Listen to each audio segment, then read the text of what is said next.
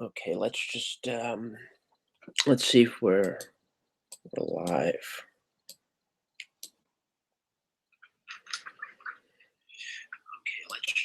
Okay, so today I just wanted to talk a little bit about what looks like incipient civil war, even though this has been going on i- at a on a lower scale for years, ever since for those of you not familiar with what's happening in Brazil, ever since Hugo Chavez's death, even though there was a lot of civil resistance to his regime and repeated attempts to remove him from office, both an attempted coup, but also widespread political resistance, things were relatively dormant in terms of a violent conflict. You would have Hugo Chavez occasionally hit the agents of the Venezuelan state or his Bolivarian, his little Praetorian Guard, which he called the Bolivarian Revolution. These people, essentially militia members, kind of like equivalent to the Pasdaran in Iran. They would shoot protesters, but there wasn't a widespread civil conflagration in terms of people actually taking up arms, simply because as bad as it was under Chavez, things got precipitously worse once he died and his handpicked successor Nicolas Maduro came into office. And the reason is because the boom years that were a result of Venezuelan oil, the oil boom, basically evaporated. So what you were left with, that those for a brief period, those could paper over the fact that the socialist experiment in Venezuela had been a complete failure, because socialists do not know anything about economics and don't realize that things like rationing goods and wage and price controls do not work. They didn't work. They haven't worked anywhere from the US under FDR, and that's why the Great Depression is known as the Great Depression, because idiotic economic and fiscal policy just prolonged what should have been a very sharp recession into a multi-decade depression. So it didn't work in the US. Socialism has really never worked anywhere it's been tried, because it doesn't accede to the basic laws of economics. So for a while in Venezuela, Chavez could paper over that as a result of the high price of oil and his own sort of bizarre Hitler-esque charisma that appealed to his base, particularly indigenous and non-white Venezuelans and poorer communities, people who were sort of mired in poverty. But once the oil, once the price of oil plummeted, once it cratered, all of that was erased, and Venezuela was exposed as an illustration of the failure of socialism and the inability of socialists to reconcile themselves to economic realities. And so what you've had for the past few years is just Chavez is much less charismatic, much less compelling understudy, the former bus driver, presiding over an economy that's getting progressively worse with each day, and has plunged a good portion of the nation into, for lack of a better word, starvation. You've heard all these stories about Venezuelans eating, breaking into zoos, eating animals. It's beginning to resemble the siege of Leningrad, when I believe close to 1 million people, somewhere between 800,000 and 1 million people, died, and most of them starved to death during during Nazi Germany's siege of Leningrad. And that's a less that's what's happening in Venezuela now on a smaller scale. That, and of course, an exodus of Venezuelans who are able to leave the country to places like Florida, if they can make it, if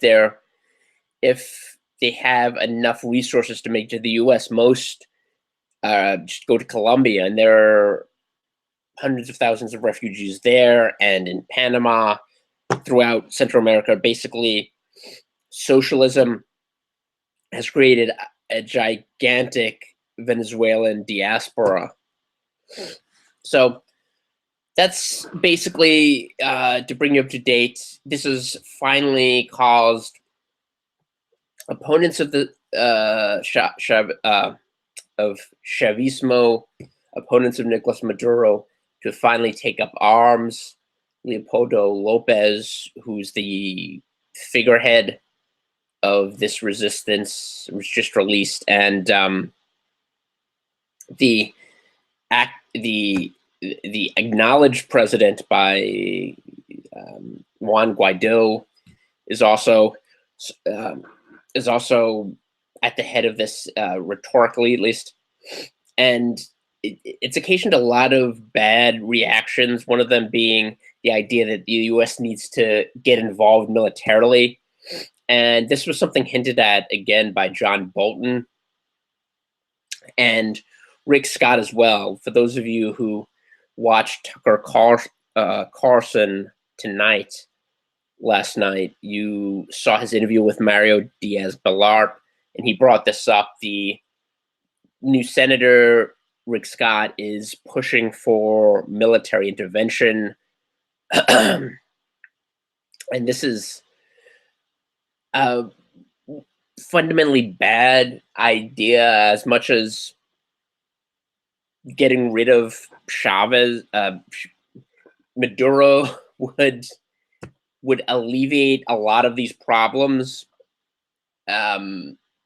assuming that his supporters could be persuaded to stand down. That would probably be the best solution, if the army simply eased him out of power, of the people in charge. Unfortunately, that doesn't look like it's going to happen, because the military is very divided, perhaps in part because of pressure from outside forces like Russia or Venezuelan allies. So it's become a bit of a proxy war between Venezuela and its allies and the United States and the most of the rest of Latin America and the European Union.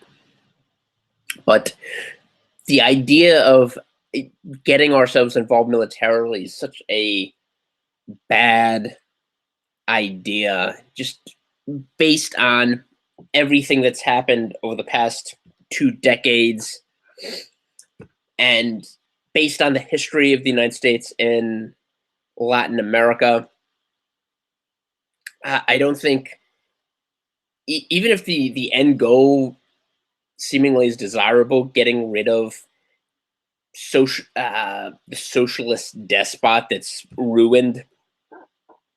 more or less ruined an entire nation, I don't think the people who are advocating this understand the consequences of that. A better idea, actually, someone came across it on a Facebook feed. Someone said they should send ammo to the Venezuelans, and this brings up a good point that was raised on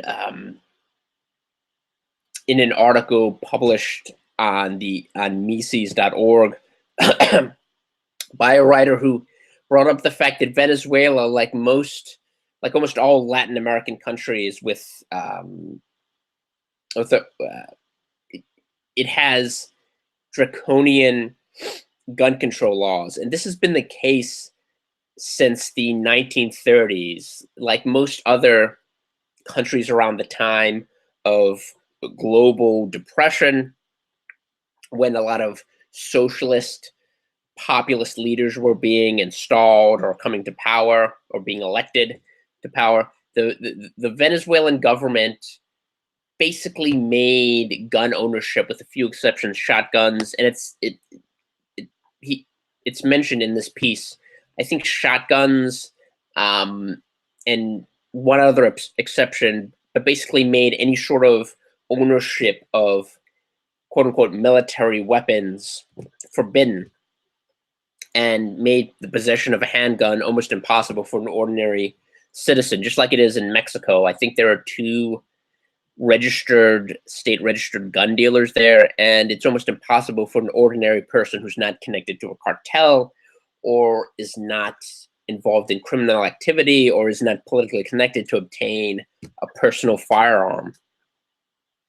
And that is one of the reasons you're seeing what you're seeing in Venezuela. Whenever you have a citizenry that's been disarmed, the odds that a totalitarian or an authoritarian government can come to power and just run roughshod over the citizens are exponential. It almost always happens when you have a disarmed citizenry.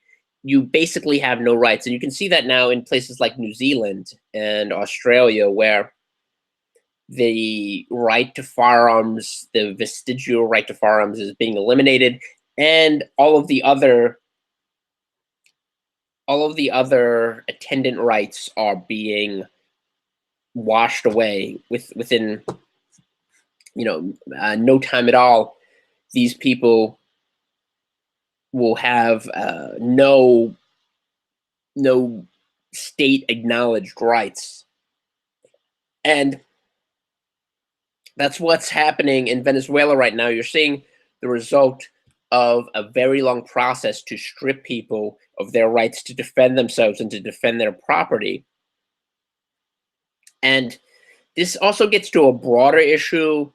The reason this is occurring is because Hugo Chavez was elected in a democratic election, even though subsequent elections were manipulated and the validity is open to question whether or not a majority of Venezuelans supported him in subsequent elections. A majority clearly supported him when he was elected in 1998, running on campaign promises of lifting up the poor, lifting up the impoverished, and the people who felt that the Venezuelan state and Venezuelan society, and this was not an inaccurate perception. They felt that they had basically been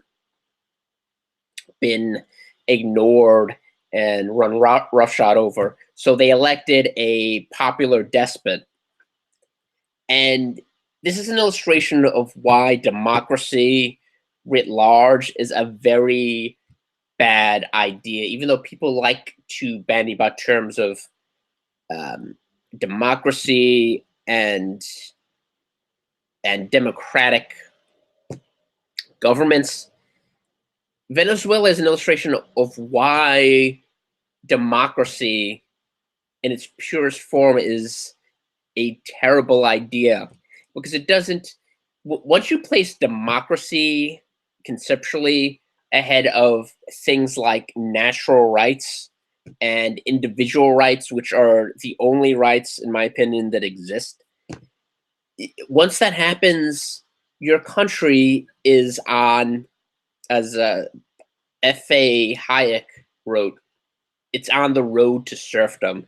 And the Venezuelan people became gradually, it didn't happen overnight, they gradually became serfs to the point where you have a person popularly elected that promises to use the will of the people to to crush other citizens of that country.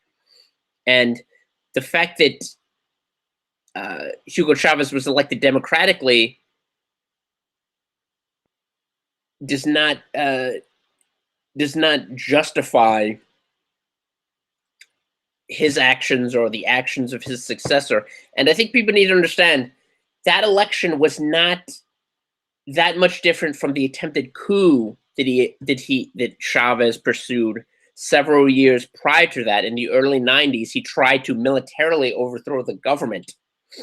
And for some reason, he was allowed to participate in politics after being released from prison, after formulating that coup that was unsuccessful.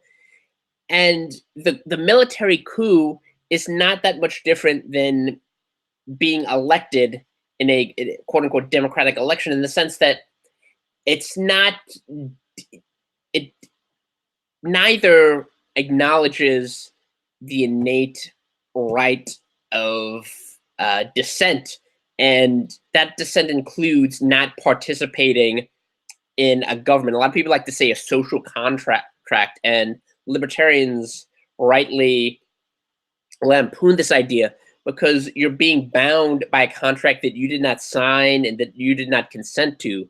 And that's basically what the idea of a democracy is.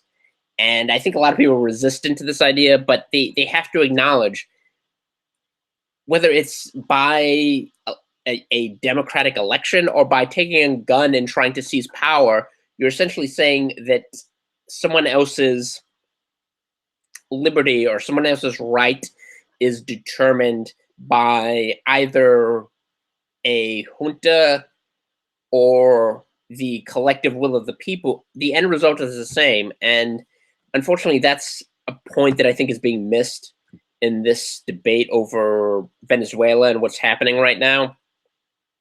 But I think it needs to be emphasized that whether it's at the point of a bayonet or the end of a gun or a million people casting their ballot for a certain result, it's all derivative of a form of coercion that you did not consent to. Even if some people did, you're not bound by their decision.